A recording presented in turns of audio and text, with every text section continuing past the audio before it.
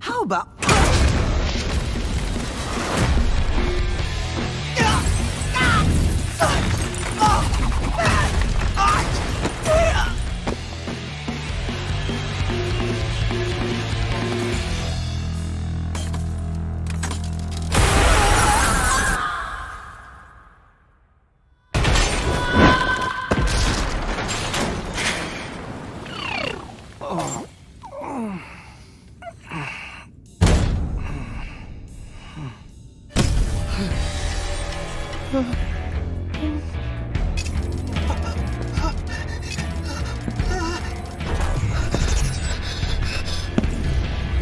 I've been looking for you.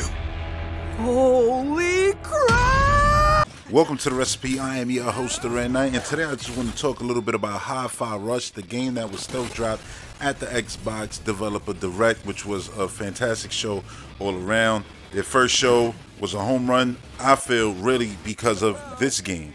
This game looked incredible. The second I saw it, I was blown away by the creativity that they were showing, from the art style to the gameplay to the fact that it was a rhythm game that wasn't actually going to force you to be in rhythm 24/7 in order to play the game properly.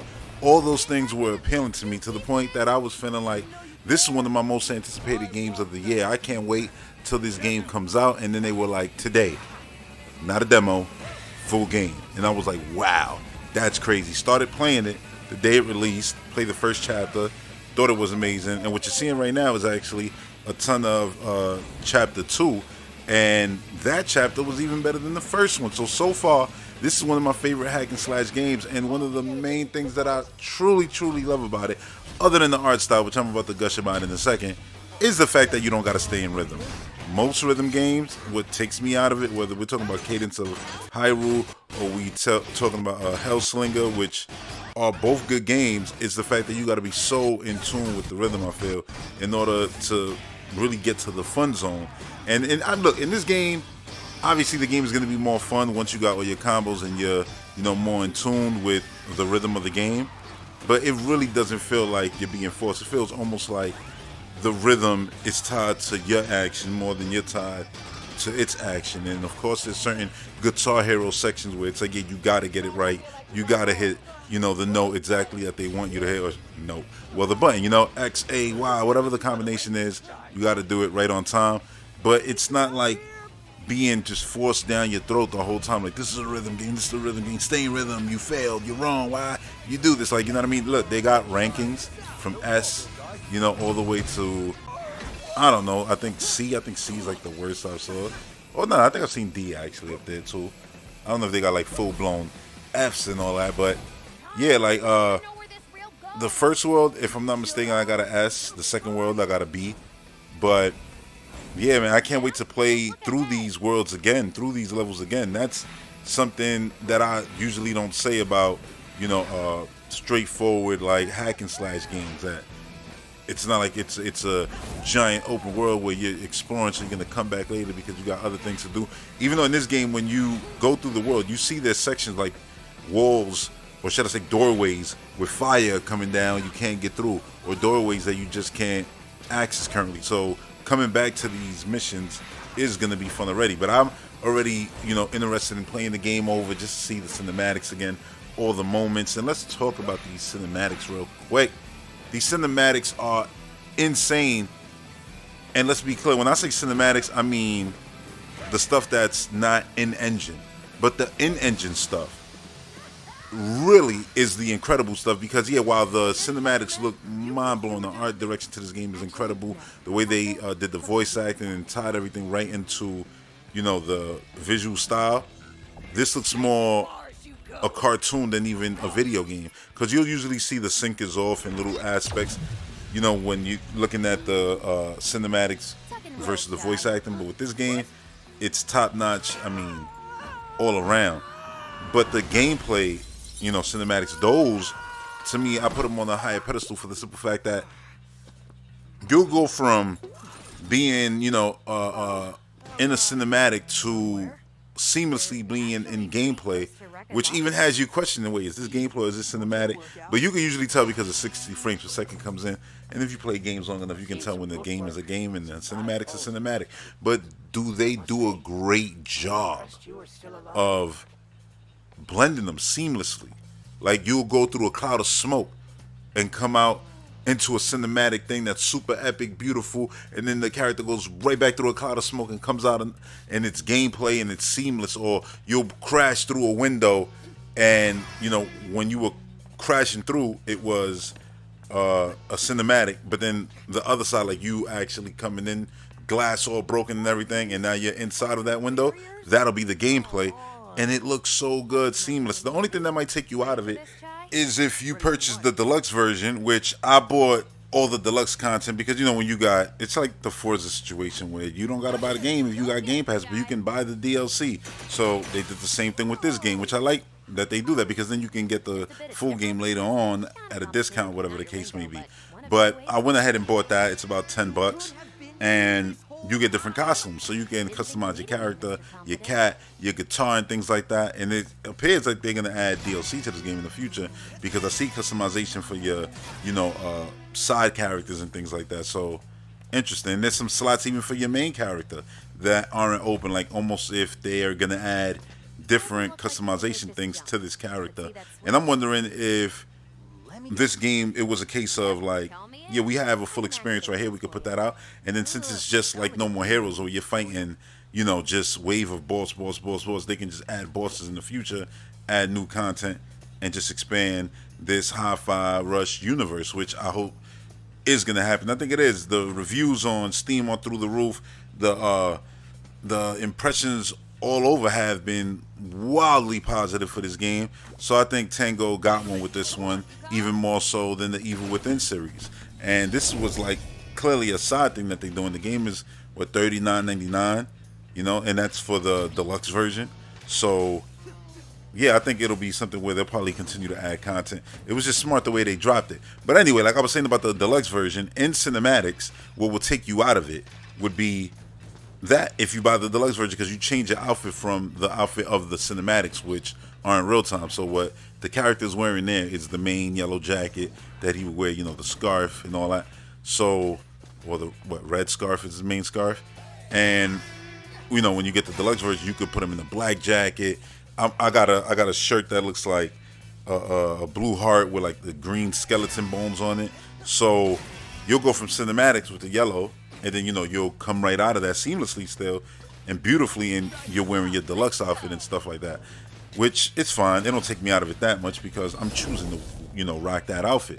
So that's really like the only way where anyone will ever not find the transition from, you know, cinematics to in-game cinematics. But again, that's by choice, and there's so many in-game cinematics that look so good.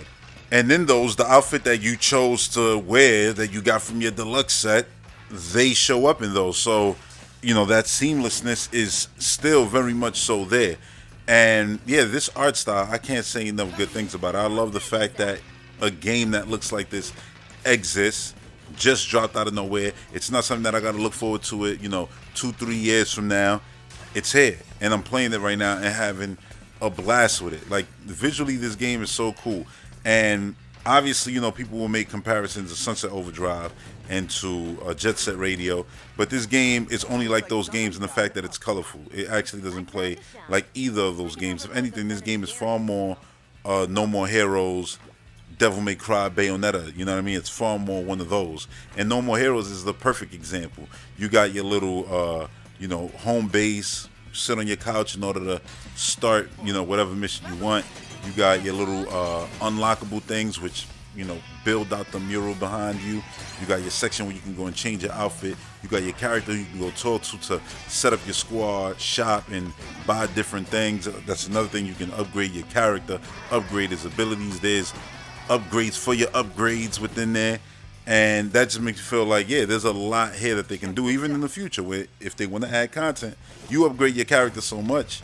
It'd be nice to be able to just be like, oh, yeah, I got DLC, and I'm playing with my character to the level I got it upgraded. You know what I mean? So if you don't 100% the game and you get DLC, you're playing with that version of your character. If you do, you're playing with that version. So some people might go in way stronger, way more beast mode, way better abilities, you know, roster just more tricked out than the other player, and that can add to your experience and things like that.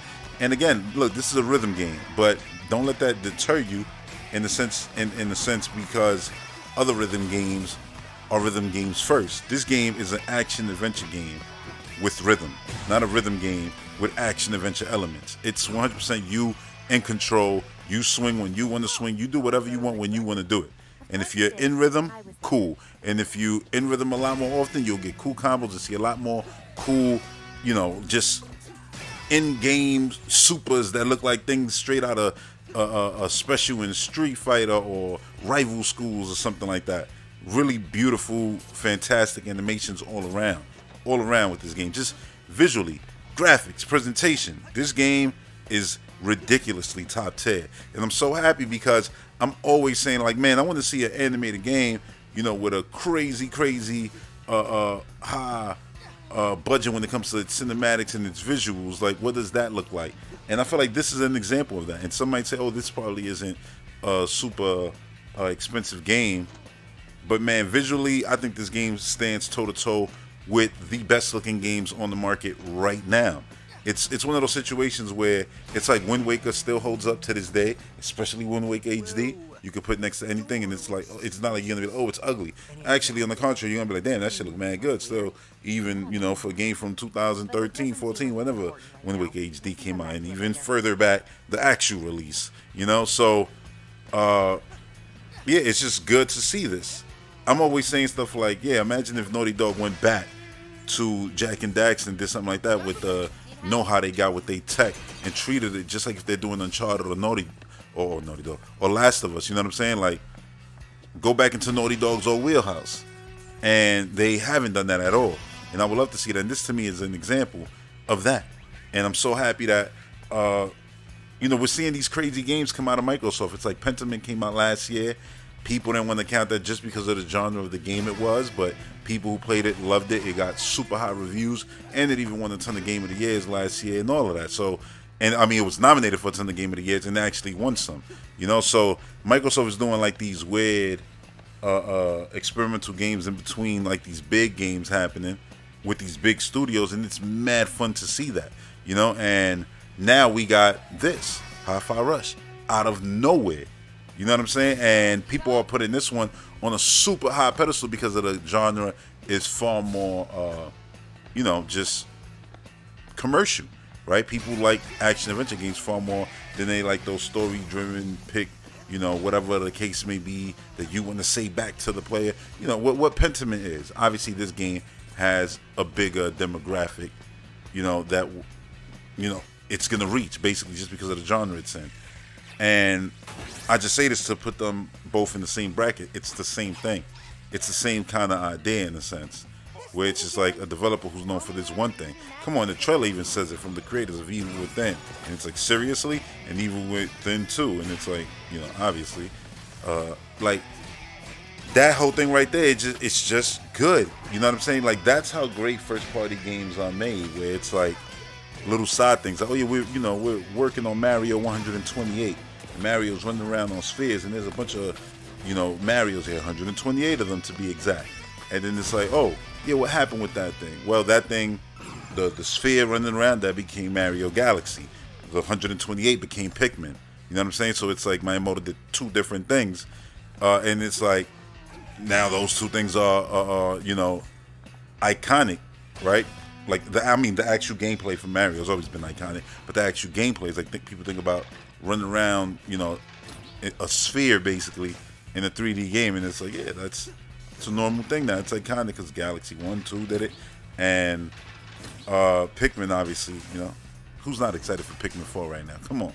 So yeah, I think this is smart for Microsoft to do, is have these in between things that might not look, they might not appeal to a ton of people, or they might just appeal to a ton of people, you know. And I think it's a good balance to have. So when you look at the plethora of games that they release, Microsoft, you know, and you'll go, oh yeah, for every, you know, Halo Gears, there's a Pentiment and a Hi-Fi Rush, you know, and that's cool as hell. Or Ori, you know what I'm saying? Like Microsoft been doing this for a while, making like these cool in between. And listen, we coming off the back also of, you know, a good third-party partnership, super beautiful, colorful game, mad fun to play. Controversy behind it, but they cleaned that up real quick just by getting rid of the dude. But you know, you got Hi-Fi Rush and you got High on Life. Like, it's crazy.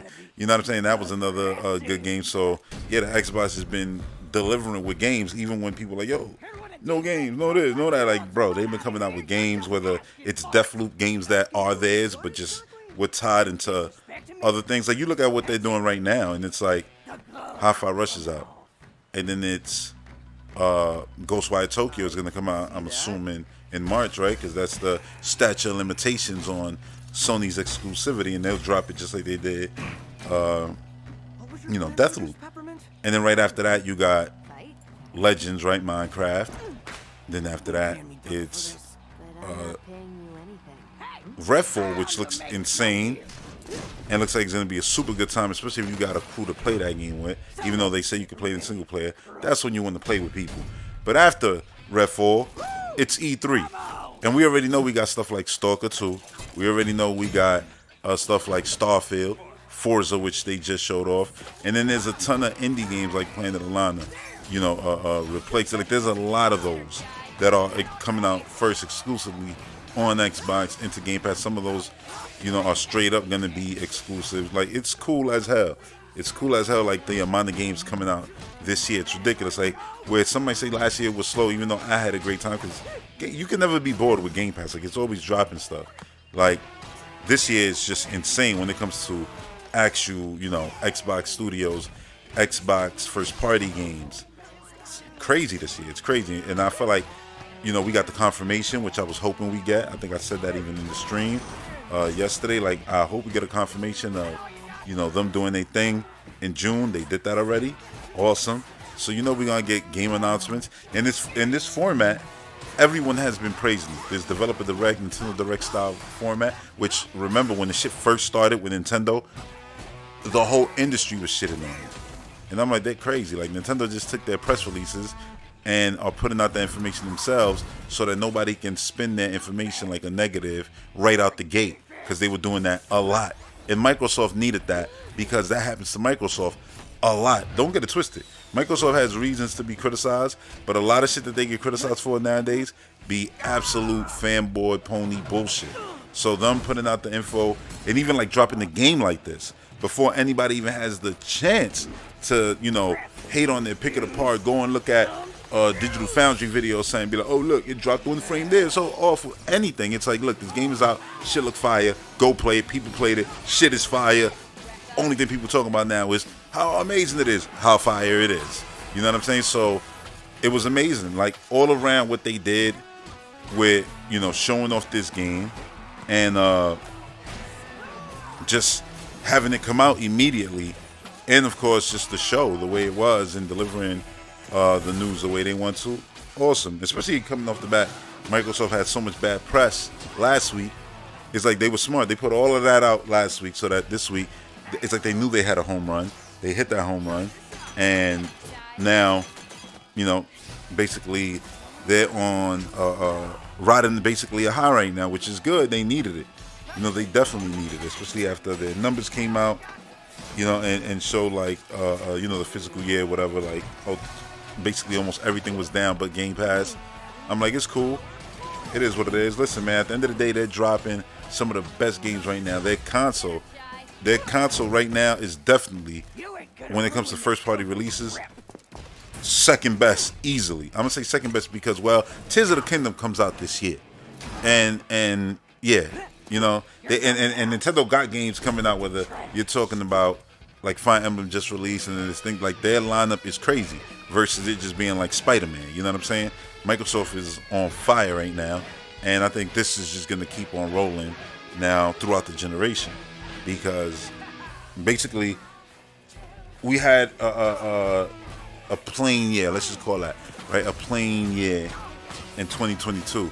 and now it's stacked. And I'm like, with that year, that was just a year where all their developers were cooking. Remember, a lot of studios, a lot of whatever. Look, a lot of what Microsoft purchased, they already had put stuff out right when those purchases happened. So we was always gonna wait. We was always gonna have to wait for the next Doom. We was always gonna have to wait for whatever the case may be. You know what I mean? But yeah, we in that point right now where that wait is pretty much gonna be, no, it is over. Where we're gonna be getting games all year round this year, and next year will be the same, and the year after that will be the same, because those games will be done. So even if it takes Perfect Dark 2 years to come out, it'll be a lineup of games so good, because we know a ton of games almost, so then Perfect Dark will come out, or and then Nevada will come out, and then Fable. You know what I mean? Like, those games are all going to be what we play basically from now throughout the generation, and it's looking good. And who knows? Like, I'm hoping we get Hellblade this year. You know what I'm saying? Like, I hope we get that at the end of the year. Can it happen? Maybe. You know, who knows? We'll see. But E3's coming, and this game just literally, I mean, in January is like the perfect thing. I'm so happy we got it. It's amazing. I'm loving my time with it, and I'm gonna get back to playing now. I just finished chapter 2. Time to get to chapter 3. If you haven't played the game, do yourself a favor, check it out. It's, I mean, it's everything you're gonna want in the game, man. It's colorful, it's beautiful, it's fun, it's creative, has fun platforming, great action, awesome cinematic, great boss fights, really creative boss fights, like, so good. So yeah, go play Hi-Fi Rush. The game is amazing. Stealth drop out of nowhere. When's the next time this is gonna happen? I don't know. Metroid Prime 4, and I'm just but I hope, you know, it's something that happens again, you know, in the near future. I'm not expecting this for every, you know, developer direct from Xbox, but man, they did such a good first one. They definitely got to deliver with the second one now. And the good thing is that you know that they got the games that they could deliver with, even if they're not going to be like, and play Fable today, you know, like they got stuff, and they're going to have great shows. I just like that we got this format now for all three. You know what I'm saying? Because when Nintendo did it, I said, this is the way. And then when everybody else is doing it now, and I'm like, it is the way. So awesome. You know what I mean? We got here finally. And yeah, that's going to do it for this video. Thanks for tuning in. Make sure to hit up the link in the description in order to become a patron and listen to my weekly podcast and watch live streams like the one I did for the actual Xbox show. And yeah, until the next one, peace.